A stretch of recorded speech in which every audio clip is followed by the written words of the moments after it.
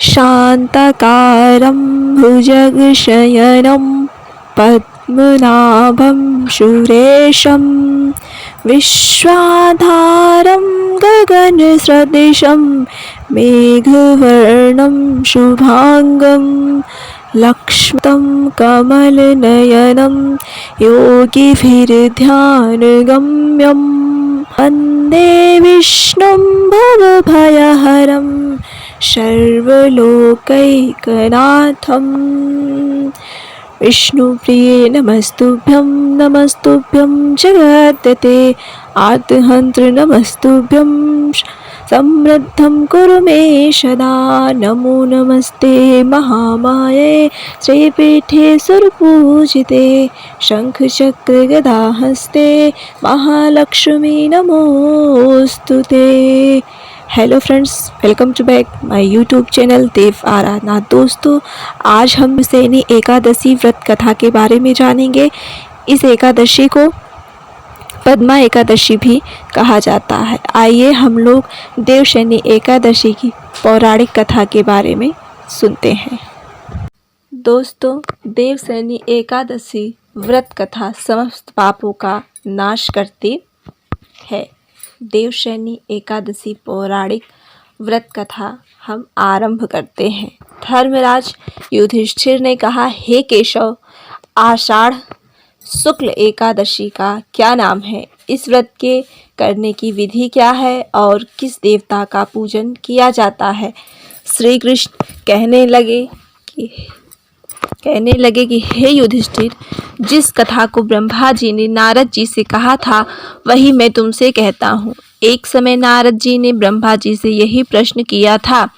तब ब्रह्मा जी ने उत्तर दिया कि हे नारद, तुमने कलयुगी जीवों के उद्धार के लिए बहुत उत्तम प्रश्न किया है, क्योंकि देवशयनी एकादशी का व्रत सब व्रतों में उत्तम है। इस व्रत से समस्त पाप नष्ट हो जाते हैं और जो मनुष्य इस व्रत को नहीं करते वे नरकगामी होते हैं। इस व्रत के करने से भगवान विष्णु प्रसन्न होते हैं। इस एकादशी का नाम पद्मा एकादशी भी है। अब मैं तुमसे एक पौराणिक कथा कहता हूँ, तुम मन लगाकर सुनो। सूर्यवंश में मानधाता नाम का एक चक्रवर्ती राजा हुआ है, जो सत्यवादी और महान प्रतापी था। वह अपनी प्रजा का पुत्र की भांति पालन किया करता था। उसकी सारी प्रजा धन धान्य से भरपूर और सुखी थी। उसके राज्य में कभी अकाल नहीं पड़ता था। एक समय उस राजा के राज्य में 3 वर्ष तक वर्षा नहीं हुई और अकाल पड़ गया। प्रजा अन्न की कमी के कारण अत्यंत दुखी हो गई। अन्न के ना होने से राज्य में यज्ञ आदि भी बंद हो गए।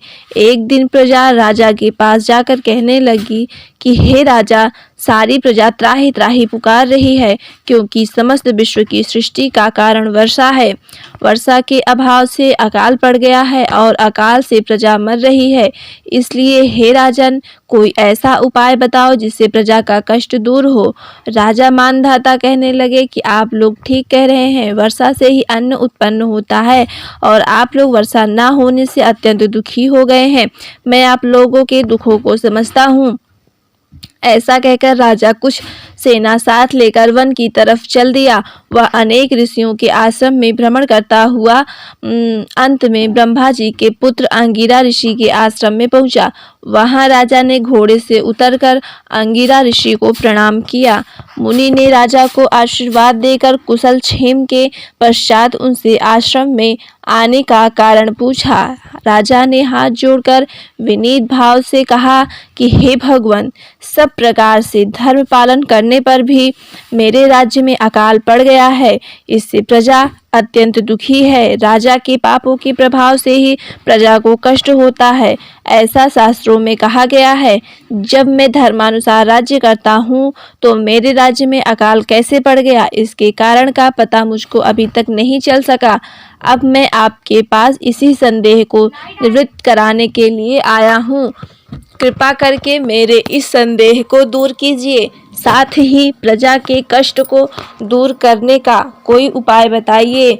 इतनी बात सुनकर ऋषि कहने लगे, हे राजन, यह सतयुग सब युगों में उत्तम है। इसमें धर्म को चारों चरण सम्मिलित हैं अर्थात इस युग में धर्म की सबसे अधिक उन्नति है।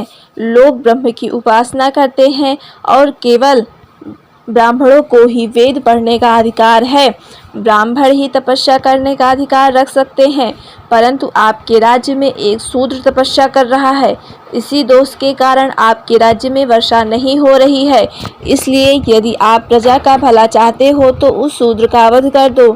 इस पर राजा कहने लगे कि महाराज, मैं उस निरपराध तपस्या करने वाले शूद्र को किस तरह मार सकता हूँ? आप इस दोष से छूटने का कोई दूसरा उपाय बताइए। तब ऋषि कहने लगे कि हे राजन, यदि तुम अन्य उपाय जानना चाहते हो तो सुनो। आषाढ़ मास के शुक्ल पक्ष की पद्मा नाम की एकादशी का विधि पूर्वक व्रत करो। व्रत के प्रभाव से तुम्हारे राज्य में वर्षा होगी और प्रजा सुख प्राप्त करेगी, क्योंकि इस एकादशी का व्रत सब सिद्धियों को देने वाला है और समस्त उपद्रवों को नाश करने वाला है। इस एकादशी का व्रत तुम प्रजा, सेवक तथा मंत्रियों सहित करो। मुनि के इस वचन को सुनकर राजा अपने नगर को वापस आया और उसने विधि पूर्वक पद्मा एकादशी का व्रत किया। उस व्रत के प्रभाव से वर्षा हुई और प्रजा को सुख पहुंचा। अतः इस मास की एकादशी का व्रत सब मनुष्यों को करना चाहिए। यह व्रत इस लोक में भोग और परलोक में मुक्ति को देने वाला है। इस कथा को पढ़ने और सुनने से मनुष्य के समस्त पाप नष्ट हो जाते हैं। बोलो विष्णु भगवान की जय। तो दोस्तों, आपको ये कथा कैसी लगी कमेंट बॉक्स में ज़रूर बताइएगा, और अगर कथा अच्छी लगी हो तो मेरे वीडियो को लाइक और चैनल को सब्सक्राइब ज़रूर कीजिएगा। आज के लिए बस इतना ही, मिलते हैं अगली वीडियो में, तब तक के लिए नमस्कार।